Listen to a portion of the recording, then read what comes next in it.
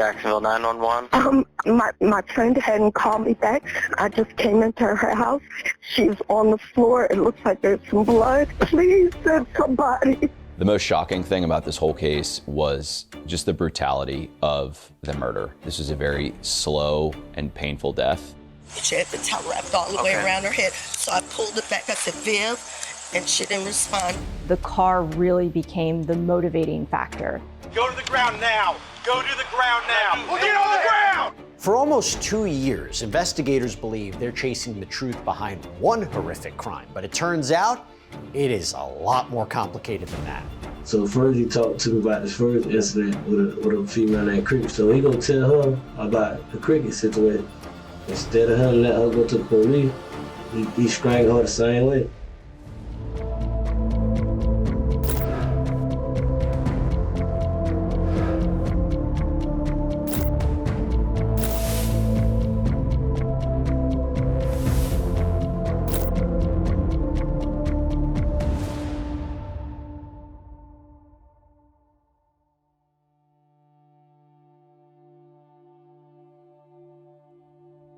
Jacksonville 911. What's going on there? I have not talked to my friend since Christmas Day, and I've been calling her, and I came over to her house, and I went in, and she's on the floor, but she's not responded, and she had a towel wrapped around her head, and oh my God, I don't want to touch her.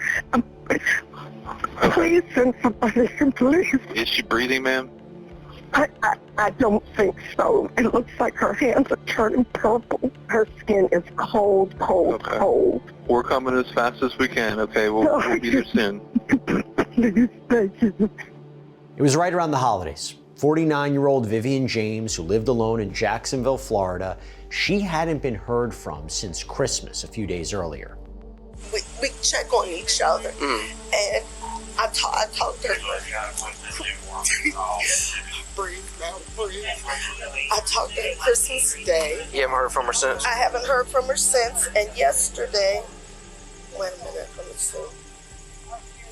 I sent her a text at 11:17. I said, Vivian, are you okay? You don't have to talk, just respond yes or no. Her phone was off the hook, so I kept calling her cell phone, and she didn't answer, and that's not like her. Was their garage open when you got her this morning? No, I know the code to open the garage door up. Okay, so the garage was shut, but the car was missing? Yes, the car was missing. Was the garage door, the inside door, was it shut or open? It was shut, and when I opened it up, I saw her laid out flat. All right, so take her over by your car, and then let's get this thing locked down. Officers walked around the outside. There were no signs of forced entry, and just inside, Miss James was on the ground with a power cord around her neck and a bloody blanket up by her head. Vivian had head injuries, she had facial injuries, her jaw was broken, but what appears to be the cause of death was the strangulation. She'd been choked with a cord. They immediately noticed that the house had been ransacked. There were multiple electronics missing. There were drawers open, cabinets that had been rummaged through. Looks suspicious in there, or what? Well, yeah. Okay, nobody goes in the house. She's got blood all around her face now, so I don't know if it looks like she tripped over. There's a stool that's turned over. So I don't know if it was. Okay. So this was pretty clearly a murder from the get-go. We also could not find the victim's cell phone in the home, and in the living room area, there appeared to be a outline, like a dust outline of where a surveillance camera would have been or was sitting that could have potentially captured the incident, and that camera was missing. One of the big difficulties that we encounter is homeowners utilize Ring or Arlo to get a quick snapshot of who is at their door in the neighborhood. There was an abundance of cameras, but unfortunately, the video that we were able to collect was basically nothing. Has there been anything going on in the neighborhood or anything like that? Any kind of suspicious people walking around? Nah, not that I know of. Now, do you know any of her habits, friends, anything like that that would come over and visit with her or anything like that? Nah, she's very private. Now, what kind of car does she have? She has a is that a blue Camry or Toyota Camry? Okay. So this area of Jacksonville is kind of known for a higher crime area. The neighborhood specifically for Miss James, not necessarily known for that. And police work in general, calls for service always seem to increase around the holidays. Anything unusual happen that you know of since Christmas? And not that I know of. so when's the last time you seen her? Probably Christmas Day. Nobody was visiting her or coming over or doing anything? I haven't seen any cars. When law enforcement was going through the home and speaking with the 911 caller, it became apparent that Miss James's car was missing from the scene, which was the first piece of evidence that we had for the case. I know that she had an electrician and a plumber come over and work on her water heater in that garage. And then my daughter says she did see her driving either yesterday or the day before. Seen her yesterday? Probably not yesterday, maybe the day before. So it would have been, what's today, the 28th, the 26th, day after Christmas. And she told me that she had to take her car to go be serviced. They said the same thing, and she's saying the same thing. Her car's probably at the shop getting serviced. No, she got it back. Let's find out if the car's there. If it's not, let's get the bolo out. Hey, yes, sir. This is Officer Bloom with the Jacksonville Sheriff's Office. I was wondering if you still have Miss Vivian James's blue Toyota Camry at your shop. It was pretty quickly determined that the car was not at the mechanics. We actually woke him up and verified that. The next step for law enforcement was to place a bolo or be on the lookout for the car. I'm going to do the stolen vehicle aspect of what's going on here. So one of the things that I like to find out, is there anything that sticks out about the car? Tinted windows, bumper stickers, No just bumpers. a pretty plain Jane then, huh? Yeah, she, like me, no bumper stickers, Okay. she keeps her car clean. Some of the other questions that are popping into our mind are who are the last people that are known to be with Miss James? Who are the last few people in her home? We have potentially a 48-hour time lapse of the last time she was known to be alive. So we have a lot of ground to make up. Miss James was a character. Miss James is the most honest person I've ever met. She'll get you right if she needs to. She'll give you the shirt off her back, but she'll also tell you about yourself if you're doing something the wrong way. She will be our guardian angel. That every day, every kid that walks in these doors, every faculty member that walks in these doors, you will feel her arms around you. So Miss James, you will be truly missed, but you'll never be forgotten. Miss James was a beloved teacher in the Jacksonville community. She had a lot of friends. She had friends in the neighborhood, and she served as a mentor to some of the students that she taught. Vivian James was an outstanding teacher. She was teacher of the year before her death at Atlantic Coast High School, where she had taught science and chemistry for over 20 years. She was beloved by her students. They said that she created a safe place for them.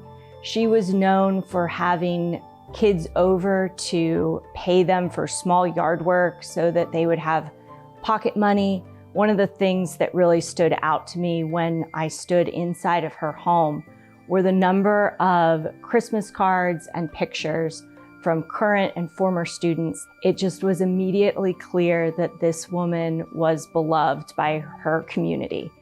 So when I first came to Atlantic Coast, I was here as the science department head, and it was very interesting by getting a chance to order all of the different scientific equipment, things I've never even heard of. So it was very nice and rewarding to be a part of that inaugural experience. Go Stingrays. After her death, I was overwhelmed by the number of colleagues and students who wanted to know what was going on with her case. And they actually pulled together a lot of fundraising, and there's a permanent memorial to her memory at Atlantic Coast High School.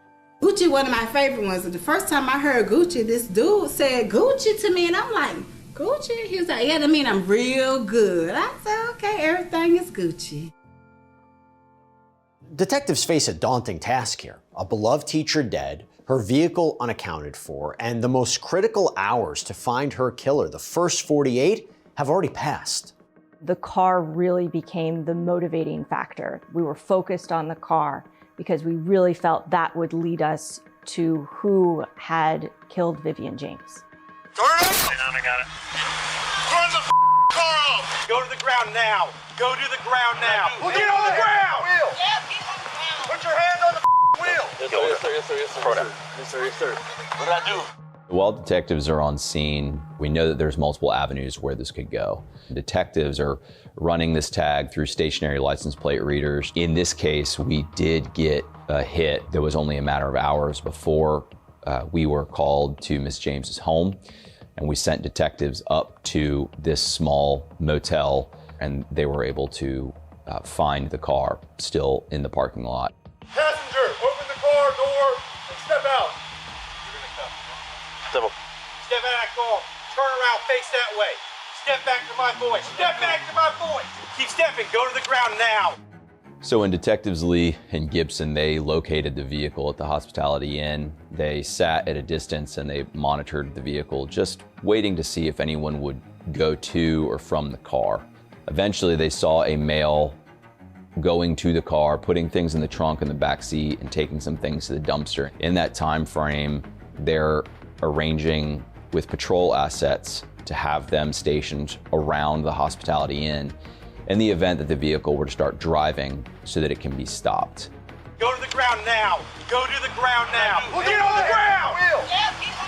Put your hand on the wheel. Yes, sir. Yes, sir. Yes, sir. Yes, sir. Yes, sir. Yes, sir. What did I do? Driver. See your hand. What's going on? Hey, excuse me, sir. My wife doesn't. Hey, my kids in the car. Get in. Get in. Bro, my kids in the car. We got that. Get in the car. Get in the. Bro. I apologize, bro. What's going on, though? The missing car has been found, and persons that do not own the vehicle are driving it. And the person who does own the vehicle on paper is deceased. This is your primary avenue of investigation at this point. Now, granted, cars can change hands left and right. Doesn't mean that the people that are in this vehicle are responsible for the death of this beloved school teacher, but it's certainly your best lead. What's going on? I just got out. Got out what? I'm jail September 1st. I've been working and everything. What's your name? Vivian Perkins. The vehicle started moving with Zebulon Perkins in the passenger seat. The girlfriend of Mr. Perkins was driving the vehicle out. The vehicle was stopped and a felony takedown was conducted. The officers are trying to quickly ascertain from Mr. Perkins, where did you get this car? Who gave it to you? Why are you in it?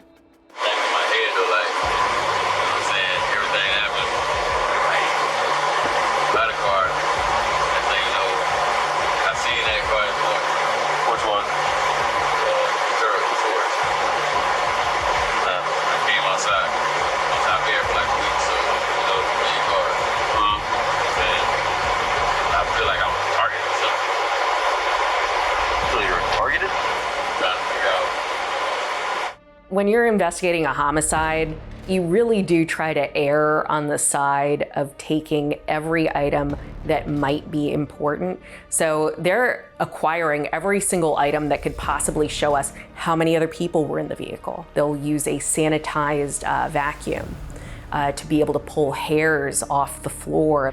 Swabs are being taken, fingerprints are being taken, they're taking clothing, they're taking shoes, they're taking keys for the vehicle.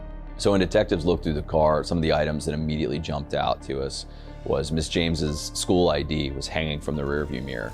Her cell phone was also found on the floorboard behind the passenger seat, and her school laptop was also located in the vehicle. Where's it?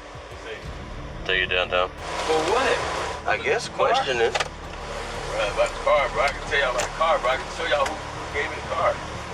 While detectives were processing the Hospitality Inn, one of the staff members alerted detectives and said, hey, the guy who was in this room, Mr. Perkins, he went to and from that black car a bunch, a 1989 black Corvette. We didn't know what could be in the car. So the vehicle was towed to our warehouse so we could search it at a later date.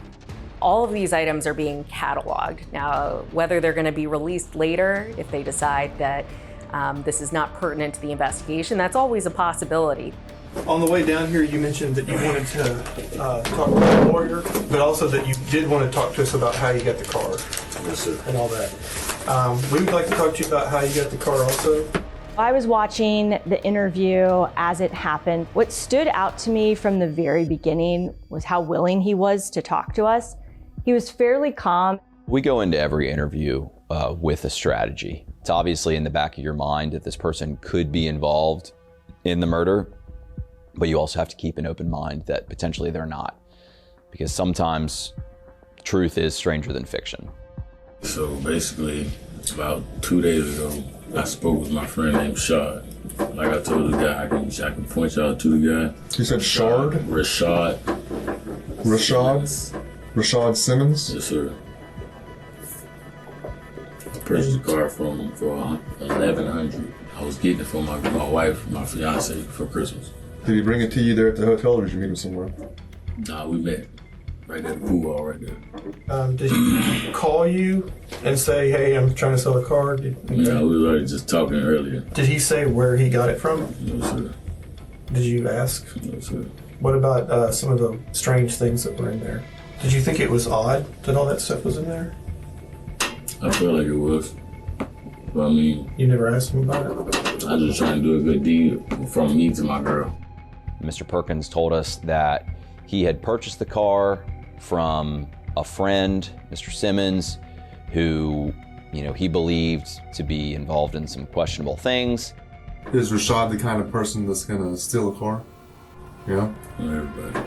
If it is a stolen car, yeah, that's it. It felt off. Yeah, because deep down inside, you're obviously educated, you're smart, you're not stupid. Your gut's telling you that, hey, there's a 60 or 70% chance that this car I just bought from Rashad, who does shady is possibly stolen. He knew that. If I bought a stolen vehicle, what would that be? How would that work? Did you know it was stolen when you bought it? I didn't. I can get y'all, him or whoever, whatever y'all need. I just purchased a stolen car, basically. Now I'm in a rut. I told y'all what I knew. Is there anything else you can remember? If I'm not being arrested, then I will not be held against my will. We were speaking with Mr. Perkins about the car, but Mr. Perkins wanted to know what detectives knew and what was leading us to ask about the car. So he started a further, kind of more deep line of questioning about what we knew. I looked at the screen and I seen the homicide paper, and I know that y'all text me and my girl watched First 48. I'm just like, what's going on? So we're obviously, this is more than just about a stolen car. Right now we're investigating a murder. And you ain't seen nothing about none of that. Okay. Do you know this house? Yes. That's Miss Vivian's house. You spotted it up pretty quick. Of course, you lived 3 houses down for however long. Right. Zebulon Perkins admitted to knowing Vivian James. In fact, he had lived several houses down from her in the same neighborhood while he was growing up. She would give him small amounts of money to rake her yard or to clean out her gutters. And he had continued and stayed in contact with her through the years. Zebulon, as observant as you are, you were able to pick that house out pretty quick, Miss Vivian's house. Then how come you couldn't pick out Miss Vivian's car? I didn't look through anything. I didn't look through nothing. Zebulon. Sir. We're not here to around with you. I'm not either. And I can give y'all a shot, like I said. I don't know anything that's going on besides that car. If I'm sitting in the room with the detectives, we're clearly going to identify and interview Rashard, because that now is the alternate avenue that this person is giving us. Obviously, unless you have a full confession and 4K video of the person committing the crime, a busload of nuns with 20/20 vision as witnesses, you as a detective need to run down every single alternate suspect and clear them. Her driver's license was found in your room. In the trash. Obviously, we're talking in my room. Obviously, we're talking to you because Miss Vivian she's no longer with us. All right. You're a smart guy. You should have been able to put 2 and 2 together by now. This nice lady, this school teacher, has been murdered. All right?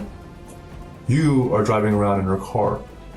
I didn't know that was exactly her vehicle.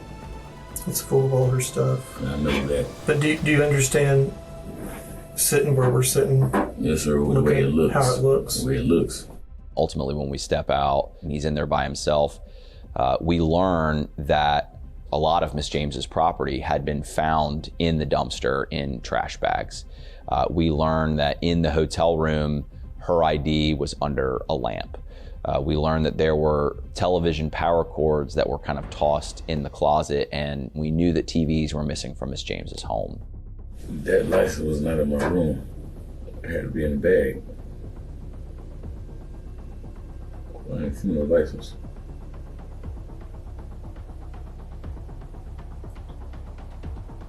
That was a lot. Now, the momentum builds when detectives return to the interrogation room, and Perkins offers up a revelation that they certainly can't ignore. Is Rashad capable of killing somebody? He has before. He has before? He has. Who did he say he killed? He didn't tell me. How do you know he killed somebody then? We talked. Everybody talked. You listen. Bro, they been in shootouts and all, bro. I don't live like that. I don't live like that. Stealing people, I don't live like that. I can help y'all, but I won't take no blame for nothing. This is a bold accusation. Rashard Simmons has killed someone before? I mean, this is a statement that forces detectives to dig even deeper now. Did Rashad bring anything else into your room? No, sir. No TVs, no nothing. It just came with a DVD player and an antenna. I was even sat here and recalled when you said the ID. I slept on this side of the bed. He slept on one by the door. He fumbled with the light. See what I'm saying? So he actually stayed there? One night. We talked to Mr. Perkins about this ID, Miss James's ID being found, and he deflected and told us that Rashard Simmons had put that in the room. Does Rashad know Miss Vivian? I'm not sure. When was the last time you were over there? Actually, maybe like 4 days. She called me, checking on me. I'm just calling to see how you doing. I walked over there. You know what I'm saying? I left. That was it. So you went inside her house? Yes, sir. 4 or 5 days ago? I sat down for maybe like 30 minutes. She said she was going to do something, and I left. Perkins confirms he was at Vivian's home earlier that week, essentially putting him at the crime scene at around the time of this murder. But the way that he characterizes it is a confidential conversation with a mentor. Now, obviously, investigators are skeptical about this. She called you up to see how you were doing? Yes, sir. So I'm just going through something. So that's why I'm reaching out to you. What were you going through? I don't feel comfortable around nobody no more. I went to the rehab center. That's why I went to the house to talk to her about it. She's like, well, what you think is wrong with you? If you don't mind me asking, what do you think's wrong? I got PTSD when I got shot. You got shot? When did you get shot? 2014, July 28th. That's why I couldn't be in the NFL. Zebulon Perkins was a promising athlete when he was in high school. He played football. However, he also had some attitude issues even at a young age. Zebulon Perkins also played football at the collegiate level until, unfortunately, he was shot, and that ended his football career. Since then, like my life just been bro. It's like even more trauma. But you're not taking any medication for that? That's why I went to the rehab center. Mm-hmm. And then confiding into a friend. And that's what you confided to Miss Vivian? Yes, sir. Okay. I don't have no problems to where it's like I won't hurt nobody, I hurt myself. When you went over to Miss Vivian's house, it was just you? It was just me. She was getting ready to go out and run some errands. Did she mention having any problems with anybody? No, sir. And that was definitely 4 days ago? So it was before Christmas? 4 or 5 days ago. No, it was after Christmas. After Christmas. Well, after Christmas wouldn't be 4 days ago. I feel for her. You know what I'm saying? Like, that's a good friend of mine. But at the same time, if I feel like I'm against the wall, then... We haven't pointed the finger at you yet. I know, but the way that, the conversation kind of Well, I mean, you got to understand how it looks, everyone. I'm giving you. You were in her car, bro. I know, and I was at her house, bro. Did you guys get into any kind of argument or altercation or anything like that? That's not how we. No. I'm giving my part, what I know. That's all I can do. Shard is the next suspect. Now we gotta go and find Shard. Like, I'm sitting here being drilled. Like, oh, you're right. We still have to find Shard, you know, and when we find Shard, we gotta ask him. Then he's gonna tell us. Then we gotta come back and ask you. Am I on the rest? As of right now, we're still working on that. We always have to keep an open mind. We've only gotten the page to respond to her house, less than 24 hours beforehand. He's telling us that he purchased the vehicle from Mr. Simmons. So these are individuals that now we also have to look into. So it is certainly very important for us to know that Mr. Perkins was at her home the day after Christmas, but the question still looms of, was there anyone else with him? This is what we got to deal with. We have a lady that was murdered in her house. That's a good friend of mine. That's a good friend of yours. She consoles me. Why would I do that? I'm not saying you did. I'm in her car. It looks up. It does. So, we are arresting you. What? Dealing in stolen property. Bro, I cannot get arrested, bro. I got kids. Like, I can't keep. I'm trying to stay out of there, man. If I can get y'all him tonight, can that be deferred? Because he sold it to me. And no, it's dealing in stolen property. All right.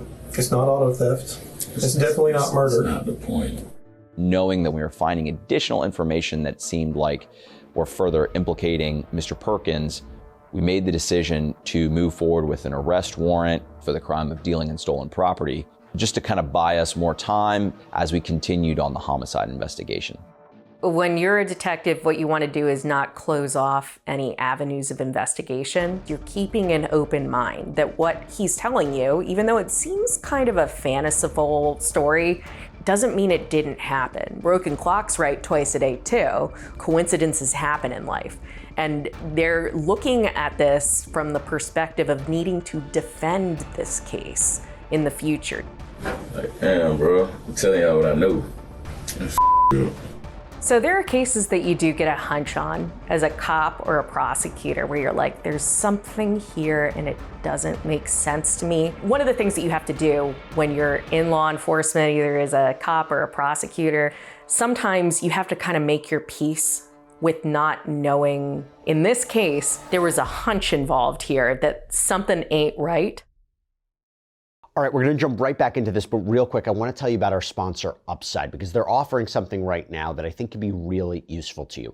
You can get cash back, extra cash back on everyday purchases like gas, groceries, takeout when you use Upside. Yeah, so here's what you do. You download Upside for free, you claim an offer at one of their 100,000 plus locations, and you pay like normal with your credit card. Then you verify the purchase, you get money back. So say I need to get gas or I want to take out one night, I'll search for Upside offers first, and after I spend, money appears in my app that I can then transfer straight to my bank account. So Upside's frequent users, they earn an average of $254 back a year. To start getting your cash back, click the link in the description or scan the QR code, but make sure to use promo code PRIMECRIME because you'll get an extra 25 cents bonus on every gallon on your first tank of gas. Now at this point, Perkins has admitted to being in Vivian James' home around the time of the murder and is in possession of her car. Obviously, this is not looking very good for Zebulon Perkins, but then he makes just a stunning claim. Who touched him? Zeb, who touched him, man? Who touched us, Zeb? Rashad killed that lady. Rashad killed? Yes, sir. Were you there when she killed him? When he killed him? Well, how you know Rashad did? Rashad sold me the car. It's not a confession by any means. He's shifting the blame through a direct accusation, claiming that Rashard Simmons is responsible for Vivian's murder, not him. Anywhere on her body, if she touched you or something like that, and we happen to swab her hands, because you say you didn't touch at all, right? So your DNA should be nowhere on her. No, she was passed. We hugged when I came in the house. Oh, so now you hugged her now? Listen, I ain't do nothing to that lady, bro. You know her. I know her. You visited her. And I know both of them. And then you're in her car, which you got from some guy that doesn't know her. Whoever did it, man, they did that. Bro, I ain't ambushed nobody, bro. Nobody broke into that house. The whole house was ransacked. But did you unbuild her? No. Did you leave the door open so Rashad could come in? No, sir. He never really called Vivian James by her name. He kept referring to her as the lady. This is a mentor. This is someone who he was in telephone contact with, who would give him rides, and he's not saying her name. It just felt suspicious. And you meet back up after visiting her and buy a car from the same person you were just visiting, who's now murdered. Do you see how up that sounds? It's very up, man. It's extremely up, and you know it too. You know the kind of lady she is, and she's most likely not hanging out with somebody like Rashad. After listening to your story and your timeline, I don't see how you couldn't have done it. I didn't do it. And when he was booked in jail, that's really when the investigation into Vivian James's murder kicks into high gear. Now, Perkins is held on charges of dealing in stolen property, and meanwhile, authorities shift their focus to Rashard Simmons. The problem is finding him, not so easy. Days later, the following Wednesday, they finally locate him and bring him in. Last Thursday, did you see Zebulon? Did you hang out in a hotel with him? Yeah, I've been to the hotel. This last week, I had seen him, and he had to get off some TVs. So that's what I was trying to do, help him get off the TV. All right, when you say you wanted to get off some TVs, yeah. Did he ever say where he got those TVs from? No, he never said. With Zebulon Perkins, when you rewatch the interview, you can almost see his wheels turning on. He is analyzing what Detective Abbott is asking him about. Rashard Simmons, when interviewed, is a very different character. As long as you've known Zeb, what kind of mentality or personality does he have? Does he come off to you as? Is he the type of person that do some stuff, or? No, he don't come on to you cool. You cool. What kind of drugs has he been on? Man, I don't know. That's me. I think everything. He was doing some ice. Ice? At the hotel? Yeah. Damn, okay. Investigators learned that Perkins struggled with drugs in the past and had these prior low-level offenses. Does Zeb say where he got that car from? No, I never seen that car. You ever seen this house before? Or been in that house before? Been inside that house? No. You said you were at Westside Pool Hall and he told you to meet you over there at Indian Lakes. But can you look and see what time he called you?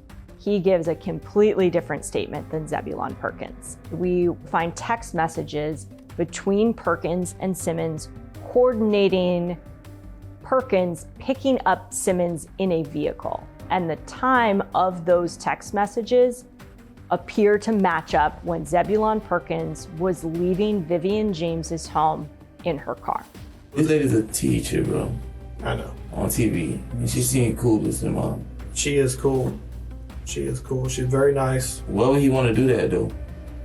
To a lady. And what I want to know is, why does he want to blame you for that? He's saying you killed her. He said, on the 26th, I met Rashard and bought that car from him, and that he never saw you again after that. But the car was full of all kinds of property. I sold him a car with a lot of property. That's what he said. He said you sold him this car. He sounded like he was on it. Whatever he was on. So what we're gonna need from you is your DNA, right? To prove that you were never in that house, and to prove that you ain't never been around this woman. He also gives us access to his cell phone, which we are able to download, and gives us cell site location, which places Rashard Simmons on the other side of 103rd, the main street near Vivian James's house at the time of her murder. Most homicides are committed by somebody who knows the person. An old detective friend of mine used to, whenever there was something particularly brutal, he said, nah, this was personal. Like, if it's somebody you don't know, you just kill them and move on. But when there's this level of anger or rage directed at the person, that's generally not somebody that you just have neutral feelings for. It is becoming increasingly clearer that Rashard Simmons didn't have anything to do with Vivian James' killing, which means that the pendulum is swinging right back to Zebulon Perkins as the prime suspect. Father God, please just continue to have your way, Father. Continue to touch this case, touch this. Each and every one of these hearts, Father God. After being booked into the Duval County Jail, he made a phone call to his mother, where he asked his mother to hide electronics that he had stored in the family's garage. His mother and stepfather were cooperative, and we were able to gather the electronics that were missing from Miss James's home. Once we got Vivian James's bank records, we noticed that after December 26th, the date that we believed Vivian James was murdered, her credit card was used around Jacksonville multiple times. It was used to buy food, it was used to buy baby diapers, and it was used to buy alcohol. And so we were able to go to those 3 businesses and pull video surveillance from them, which showed Zebulon Perkins. We also find there was a Cash App transfer from Vivian's phone to an account in the name of Zebulon Perkins. We also executed a number of search warrants.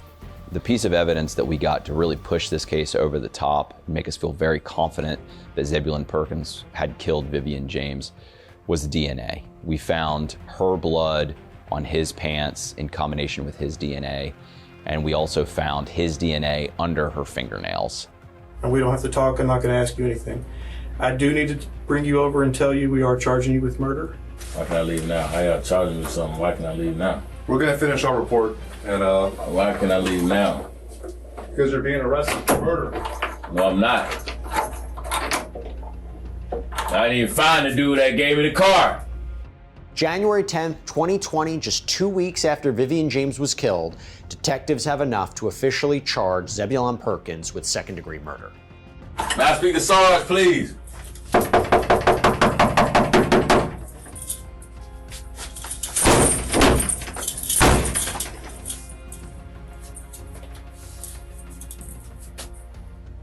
This is father down here. Not do this. All right, Zeb, let's go, Zeb. Let's walk back, man. Bro, y'all just taking my life from me, bro.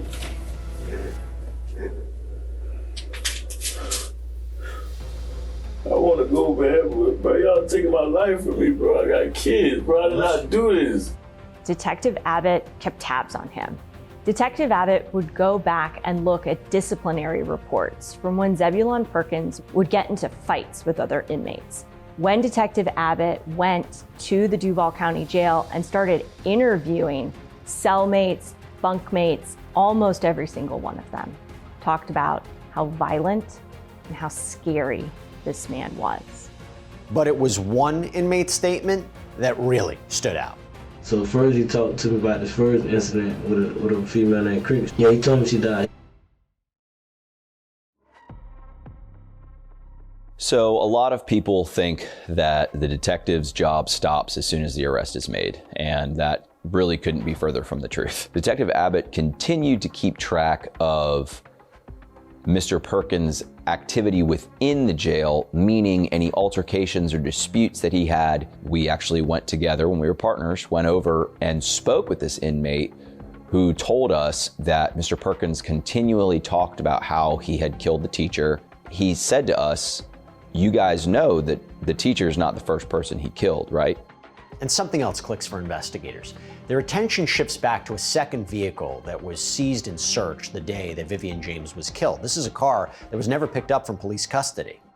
During the investigation, we executed search warrants on 2 vehicles: the Toyota Camry that belonged to Miss James and a Corvette that was at the Hospitality Inn that witnesses had seen Mr. Perkins going back and forth to the car, to the hotel room. We were wondering whether there was additional evidence in the Corvette. So we seized both of those vehicles. Zebulon Perkins had been in jail for approximately 18 months since he had been charged with Miss James's murder. And as soon as we get the allegation that he is responsible for another homicide, we knew there was potentially another victim. Detectives immediately went back and looked, and the registered owner of the 1989 Corvette that was taken in the case was Leah Klein. Well, all efforts to locate Miss Klein during the initial investigation were unsuccessful. She'd been arrested multiple times, so we knew that this is a person who might not be the most friendly with police. Leah Klein had a troubled past. She was a mother of 5. She was, when connected with her family, devoted to them. She also had a fascination for Jiminy Cricket. It became her nickname. Leah Klein's daughter would try to send her mother money throughout the year on a Cash App and leave notes like, "Happy birthday, Mom," "Merry Christmas, Mom." But she hadn't seen her mother in many years. And while we were speaking with her family, we learned that she would kind of go off on her own and be by herself for a couple weeks at a time. So it was not uncommon for her to go relatively short periods of time without contacting her family. However, 18 months was very long, and that was out of the norm. One of her family members did attempt to report her missing, but they were out of state, and they were told that they needed someone who was local to actually report her missing. There were multiple inmates who were interviewed by Detective Abbott in the course of his investigation into Leah Klein's murder. Some of them were cooperative with him and some were not. Two that were cooperative were Mr. Lindsay and Mr. Bradford. How do you know who Zebulon Perkins is? He was my roommate in jail. Did he talk about the charges pending against him? Yes, ma'am. What did he tell you about the teacher? He strangulated her and beat her up. When you were in the cell with him, were you ever scared of him? Not really, but yes. Mr. Lindsay's statement stood out to me. He described being in fear of his life when he shared a bunk with Zebulon Perkins, to the point of describing his eyes like a dead stare, that he would not sleep at night for fear that Zebulon Perkins would murder him in his sleep. Back in January, probably January of 2021-ish, Kinsey Lindsay actually had his brother was murdered at a local apartment complex. So Detective Abbott and I were working that case. Ultimately, that case resulted in an arrest. We went and we told Kinsey Lindsay about that arrest. When we later went back to him to talk to him about being housed with Zebulon Perkins, he basically told us, yeah, I wouldn't normally tell you guys this, but since you helped me out with my brother, I will help you out with this case. Did he mention any other murders? Yes, ma'am. What did he tell you about other murders? He said he was a pimp and his girl played and he killed him. Did he mention any names to you about this lady? Yes, ma'am. Cricket. Generally speaking, one does not begin with a very violent homicide of a person that you, by all accounts, very much had affection for. It doesn't add up. So usually there's some kind of other criminal activity that's in somebody's life, and in this case, there obviously was. I got into a physical altercation with Zebulon Perkins. Would that have been around September 12th of 2020? Yes, sound about right? Yes, ma'am. What did he talk to you about? So first he talked to me about this first incident with a female named Cricket. She supposed to be like a prostitute or something like that. She did something wrong in his eyes, so like he ended up choking her. Did he tell you that she died? Yeah, he told me she died. He put her body in the dumpster, like right outside the hotel. You can't prosecute the devil and expect to have angels as witnesses. It is amazing how many people will just tell their cellmate, here's what I did. Mr. Bradford, he further explained that Mr. Perkins kept talking about how he'd killed the teacher, why he killed the teacher. He also provided the background information that Mr. Perkins told him he went to Miss James's home to confide in her that he had killed Cricket. Not only did it give us an additional homicide victim to investigate, but it also gave us motive for Miss James's murder. Did he tell you about the charges that he was currently facing? Yeah. He was like, after the Cricket situation happened, he was suffering from anxiety and stuff like that. So he was like, he wanted to talk to somebody. And the only person he felt like he could talk to was the teacher. So he go tell her about the Cricket situation. But she gave him the best advice that she could give him. You gotta go to the police.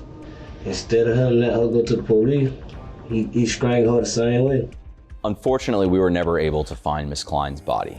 We essentially moved forward in trying to prove a void of life. We went down every avenue that we could think of, and it appeared as though Miss Klein basically fell off the face of the earth on December 24th, 2019. This is just days before Vivian James was last seen as well. So did Perkins kill Leah Klein, go to Vivian James' house, try to get advice, and when she didn't tell him what he wanted to hear, Did he kill her too? Proving a case without a body is an incredibly difficult thing to do. And in this case, so much time had passed since the murder of Leah Klein. Detective Abbott had to go back multiple years to establish the outline of a person who had been missing from society. We were also able to reevaluate the evidence we already had with Leah Klein in mind. We had the download from his cell phone and found photographs of Leah Klein in December of 2019, and the last time Leah Klein is known to have sent any message is a message from her to Zebulon Perkins that she is outside his hotel room. Then it kind of came full circle where we realized this is why we could not contact her during the initial investigation, because she was already dead. But we were able to confirm that after Mr. Perkins killed Miss Klein, he put her in a dumpster, and then we were able to confirm with the dumpster company the date and time that that dumpster was collected, which was before Miss James was murdered and before detectives were at the Hospitality Inn, and she was taken out to a landfill. The likelihood of any recovery was basically nil. Zebulon Perkins is charged with 2 counts of second-degree murder, although prosecutors keep the path open if they want to upgrade those charges. From early on, he started making plea offers. These plea offers started well below the sentencing range for second-degree murder, but quickly those offers started getting higher and higher until the point we presented to the grand jury and filed the notice of intent to seek the death penalty. In Florida, we are not allowed to file charges of first-degree murder without presenting to a grand jury. I presented the case of Vivian James's murder to the grand jury, and they indicted Zebulon Perkins on first-degree murder. We concluded the investigation into Leah Klein's case, and we actually had to go back before the grand jury, and they indicted Zebulon Perkins of 2 counts of first-degree murder.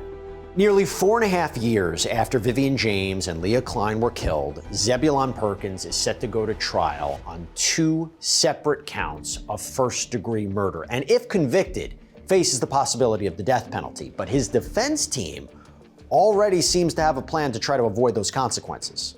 In Florida, if you're convicted of murder 1, you can be sentenced up to life in prison. And in Florida, there's no parole. Life is life. You come out in a box. The best scenario for somebody who has this kind of evidence with the forensic evidence that was available in this case is probably to plead to a term of years. In this case, there ended up being a plea.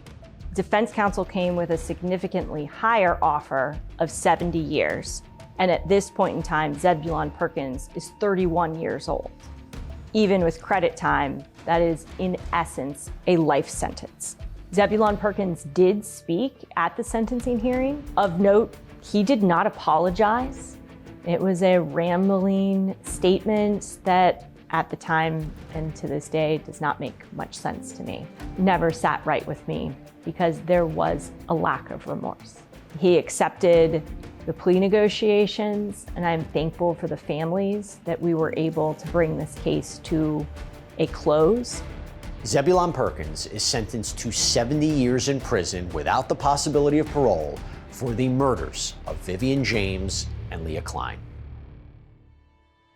The one thing that really sticks with us is the brutality of Miss James's death, and how sometimes it can be the people who are closest with us who can hurt us the most. To find this record of him being in a fight with Mr. Bradford, that would have been very easy to just overlook, but following that up, really it opened a whole other case where we were able to bring another family justice. Looking back on this case and the last 6 years, there are a few things that stand out to me. The first is the investigative efforts of Detective Abbott, whose dogged persistence of facts and details in this case solved the murder of a woman who had been missing and brought finality to her family. Otherwise, without his persistence, no one would know Leah Klein's story. The other thing, sadly, that stands out to me is the importance of human connection. in reaching out to loved ones and staying in contact. And also of making sure that you trust those who are around you.